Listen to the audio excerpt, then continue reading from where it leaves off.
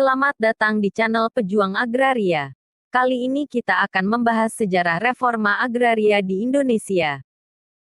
Pada awal abad ke-19 VOC bangkrut dan penguasaannya digantikan oleh pemerintah Kerajaan Belanda. Gubernur Jenderal Daendels memprakarsai perubahan-perubahan administrasi untuk menciptakan kekuasaan politik yang lebih sistematis. Tetapi sejauh itu, masalah penguasaan tanah secara formal belum memperoleh perhatian sepenuhnya.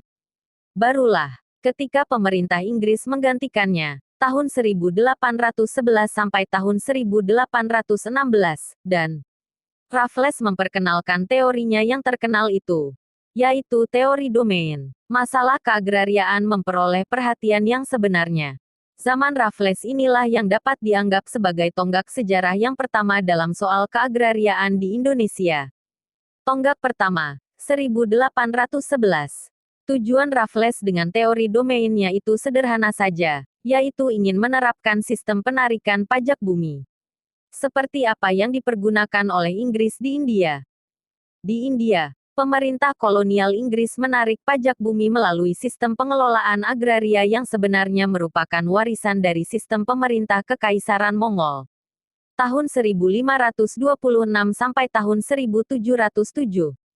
Pada masa Kekaisaran Mongol itu, negara dianggap sebagai super landlord. Pajak bumi ditarik melalui dua jalur utama. Pertama melalui Jagirdar, yaitu para bangsawan Taklukanyang karena komitmen politiknya dengan Kaisar, menyebabkan mereka wajib menyerahkan sejumlah upeti kepada negara.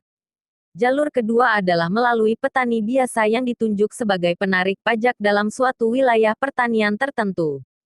Sebagai imbalannya, tanah pertanian dalam wilayah penarikan pajak yang menjadi tanggung jawabnya itu, dikuasakan kepadanya. Dalam proses selanjutnya, lama-lama para penarik pajak ini lalu menganggap dirinya sebagai pemilik wilayah itu, dan menjadi tuan tanah. Karenanya disebut zamindar. Zamin sama dengan tanah, dar sama dengan orang.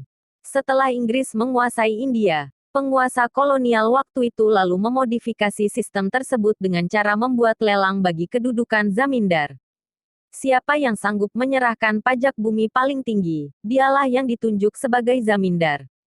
Dengan cara itu Inggris dapat mengganti hampir semua zamindar di India dengan orang kota pemilik modal. Atau pedagang yang sebagian justru terdiri dari orang-orang Inggris sendiri.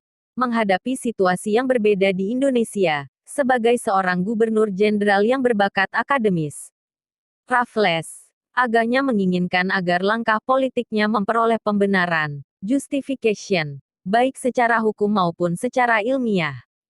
Maka pada tahun 1811 dibentuklah sebuah panitia penyelidikan yang diketahui oleh Mackenzie, Komisi Mackenzie, dengan tugas melakukan penyelidikan statistik mengenai keadaan agraria.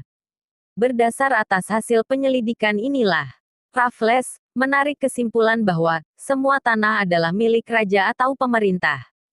Inilah yang dikenal sebagai teori domain dari Raffles.